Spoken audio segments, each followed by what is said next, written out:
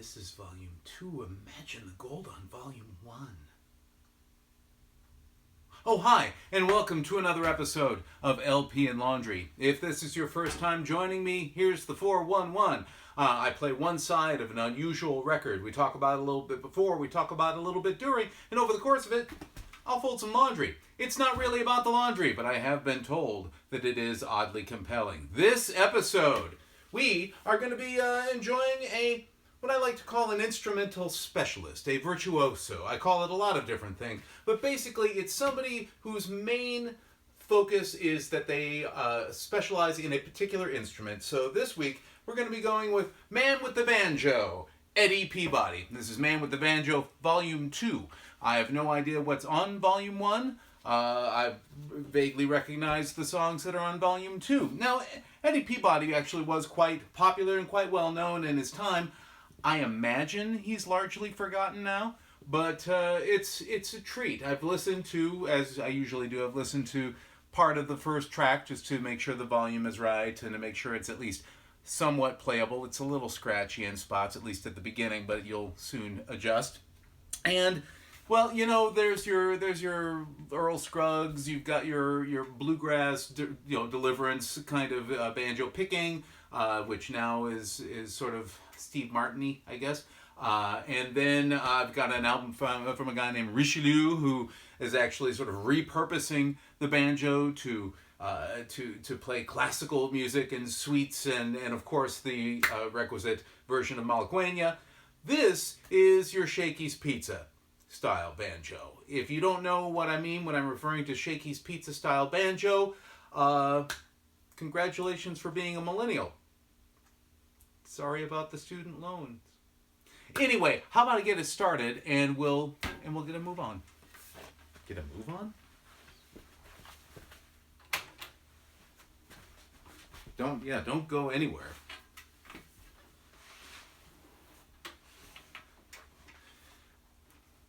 One of the treats of collecting these kinds of records,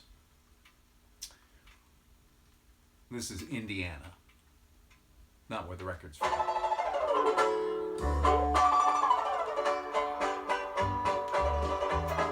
If you're not listening to this series on earbuds, you're missing something. Because we got some of the stereo separation at least.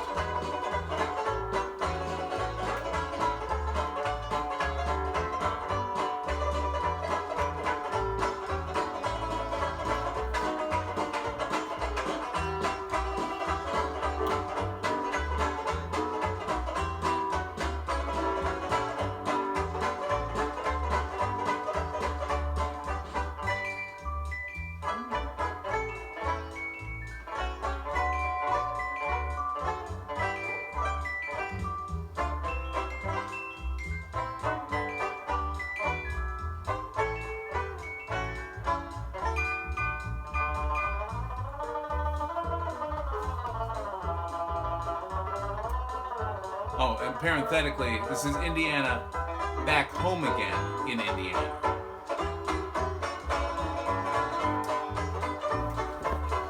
This is Eddie here.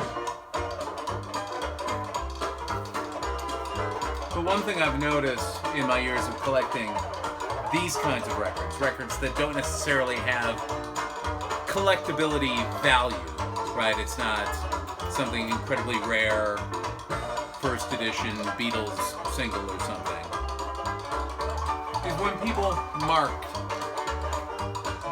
on the tracks. Usually they were marking them because they were the songs they particularly liked or didn't particularly like. The previous owner of this marked them all.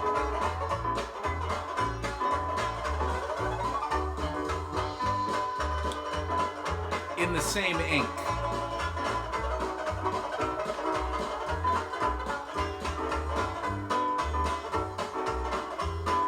So I can only assume they were learning the songs.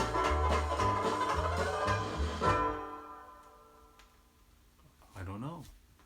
Next up is When Irish Eyes Are Smiling.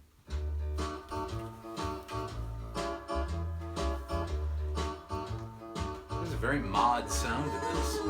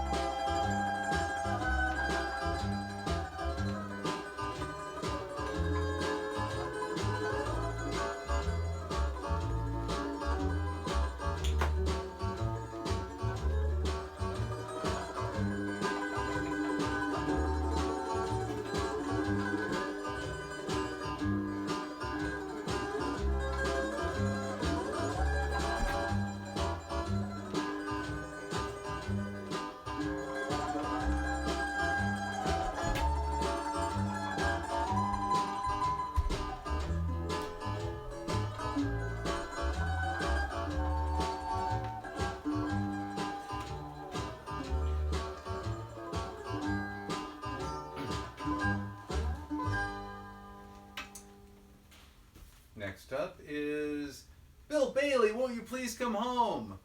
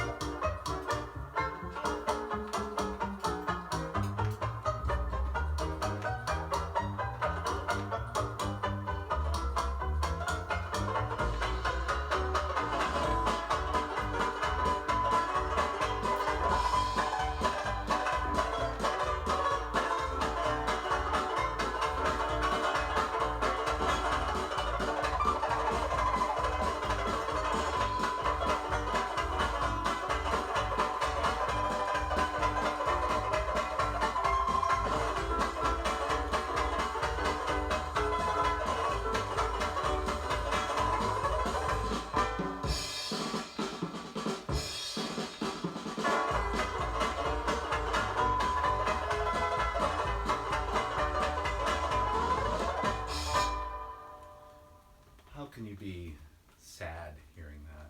Yes, sir, that's my baby. No, sir. Don't need a baby.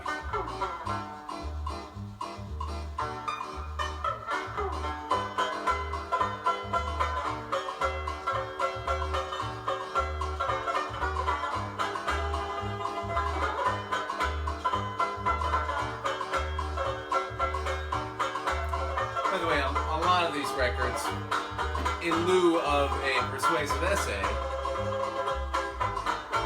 they will show other albums available on the label.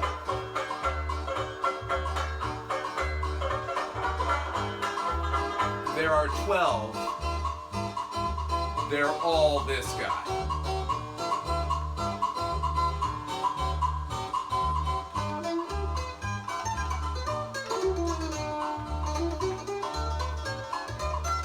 And yet, for decades, I've been buying exactly this kind of record.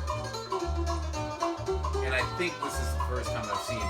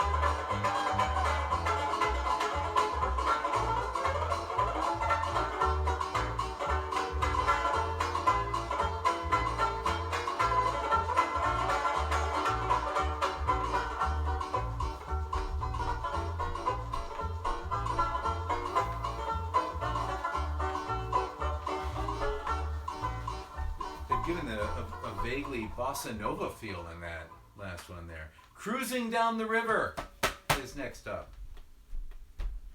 Because when you're doing a banjo record, there's got to be at least one song about the river.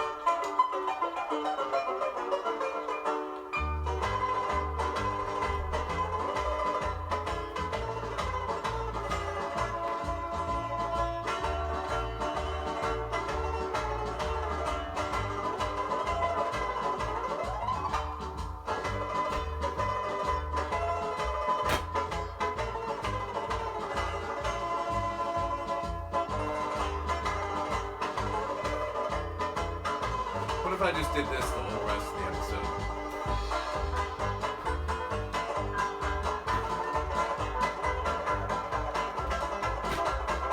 Just hoping it would maybe randomly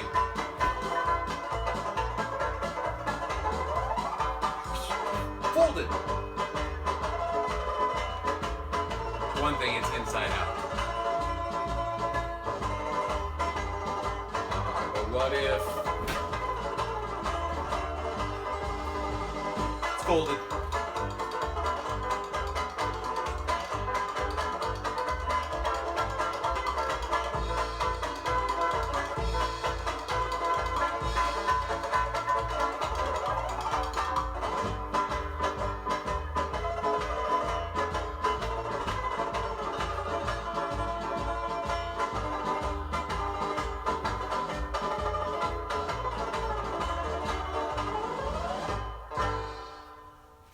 Last track on the side is When My Baby Smiles at Me.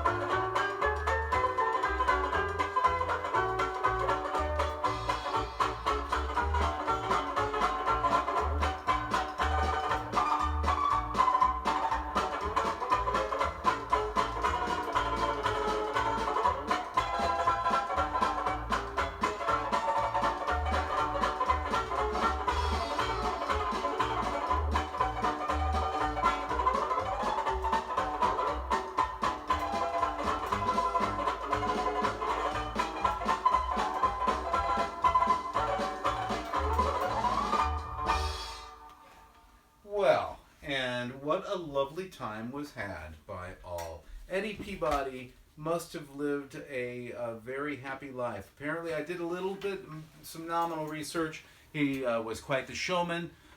He upstaged some famous singer whose name escapes me now. Sorry.